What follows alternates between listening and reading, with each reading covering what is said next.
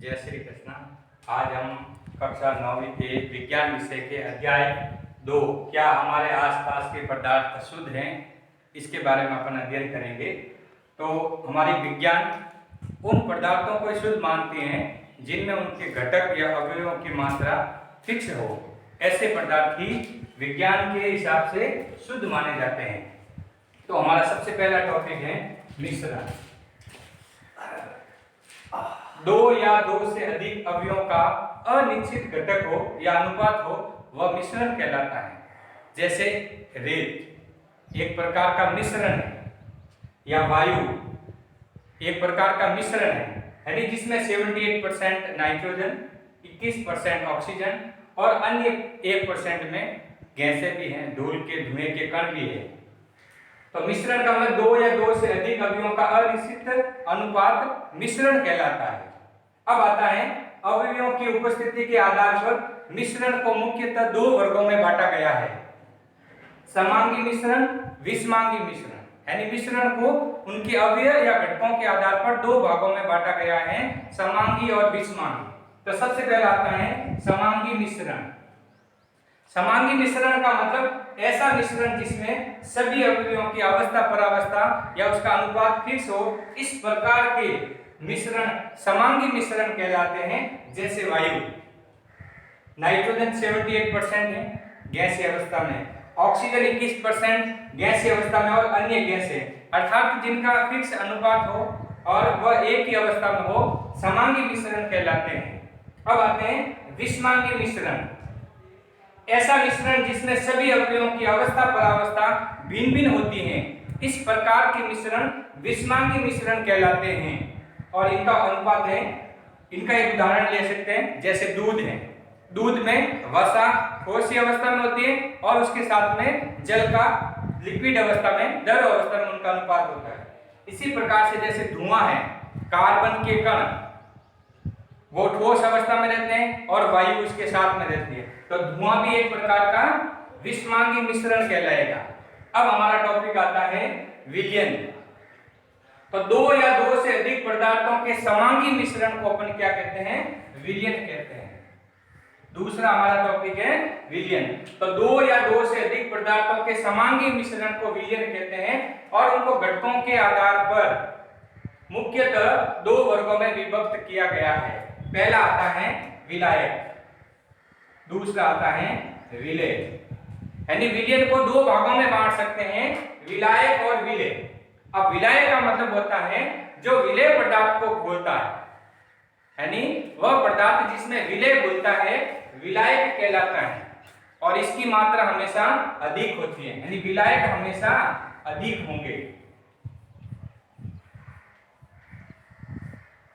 अब आता है विलेय, अर्थात जो विलायक में घुलता है विलेय कहलाता है।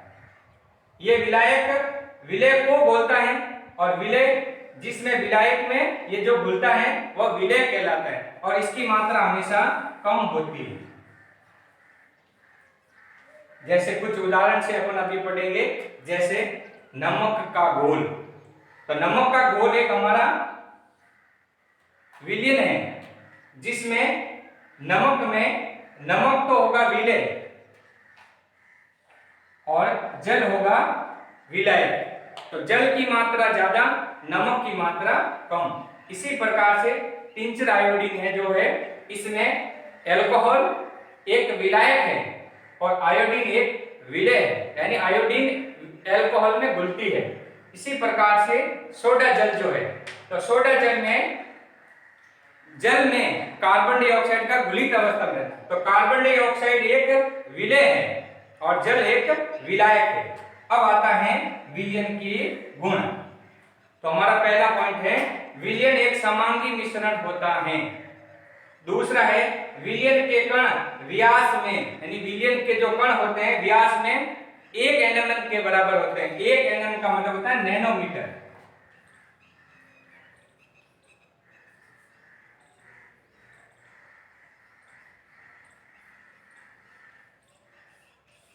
अर्थात 10⁻⁹ मीटर, इसका 1 nm के बराबर उसका मान होता है।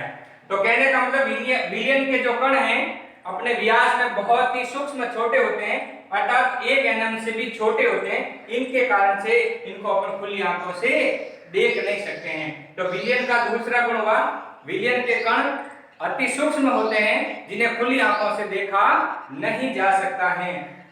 तीसरा है, विलयन के कणों के अत्यधिक छोटे आकार के कारण ये प्रकाश की किरण को फैला नहीं सकते हैं, अर्थात विलयन में प्रकाश का मार्ग प्रतिदीप्त नहीं हो सकता है। अब आता है चौथा पॉइंट, विलयन को छालन विधि के द्वारा पृथक नहीं किया जा सकता, अर्थात विलयन के कणों को अपन फिल्टर पेपर में छानकर उनको पृथक नहीं कर सकते, अलग नहीं कर सकते।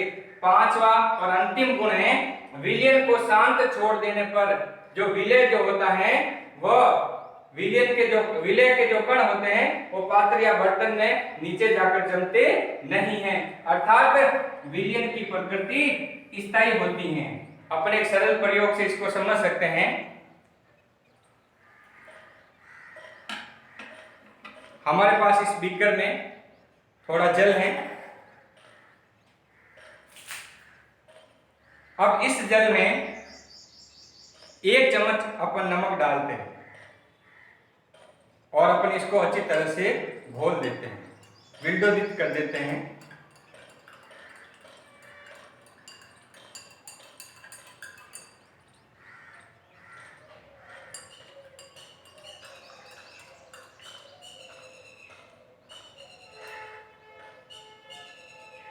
इस प्रकार से ये हमें नमक का घोल प्राप्त हो गया।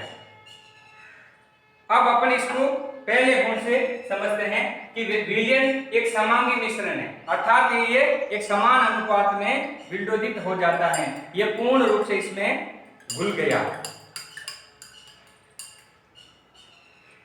दूसरा बिंदु है हमारा, विलयन के कण व्यास में इतने सूक्ष्म होते हैं, यदि अपन इसे खुली आंखों से देखना चाहें तो इनके कण दिखाई नहीं देते हैं, ये इसके अंदर घुलनशील हो गए। ये नमक का घोल एक विलयन है, इसमें अपन यदि विलयन के कण देखना चाहें तो वो अति सूक्ष्म होते हैं जो अपन को खुली आंखों से दिखाई नहीं देता, अर्थात इनकी साइज 1 एनएम होती है।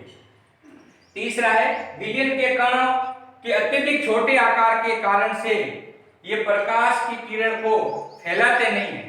यदि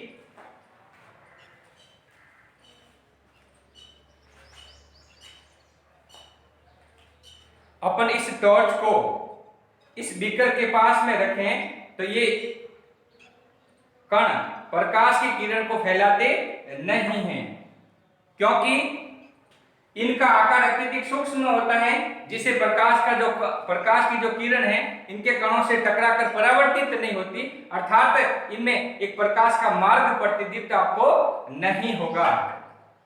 चौथा बिंदु है, अपन इसको फिल्टर पेपर के द्वारा छान नहीं सकते हैं। ये हमारे पास में एक फिल्टर पेपर है, इसको पहले इस प्रकार से मोड़े, फिर हम इसको इस प्रकार से मोड़े,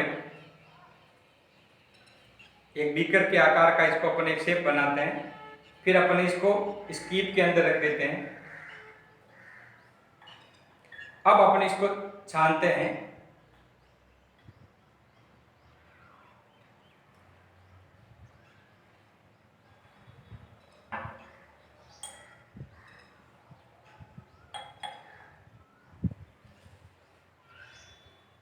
तो अपन देखेंगे कि इसमें जो फिल्टर पेपर के ऊपर जो अपने ये नमक डाला था, इनके कण यानी विलेय पदार्थ के कणों को अपन फिल्टर पेपर के ऊपर नहीं देख सकते, अर्थात छालन विधि के द्वारा इसको पृथक नहीं किया जा सकता। क्यों? क्योंकि ये कण पूर्ण रूप से इसके अंदर विंडोदित हो गए, घुलनशील हो गए।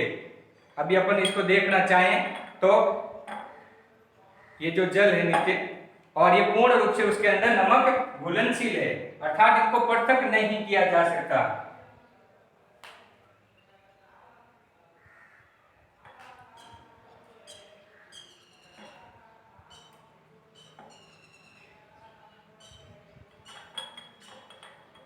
जैसे अब इस फिल्टर पेपर पर यदि अपन देखें तो अपन को नमक के कण कहीं पर भी दिखाई नहीं देंगे, अर्थात इनमें विलेय के कण पृथक नहीं किए जा सकते चालन विधि के द्वारा।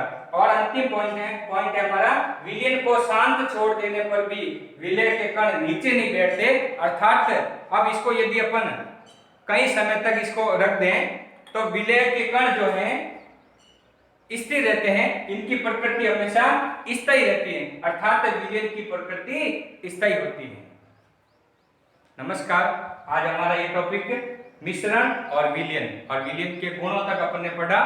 अब इनके जो गृह कार्य के रूप में मैं अभी पीडीएफ भेजूंगा, अब उस पीडीएफ को आपको उसके नोट्स के हिसाब से अपनी कॉपी के अंदर करना है।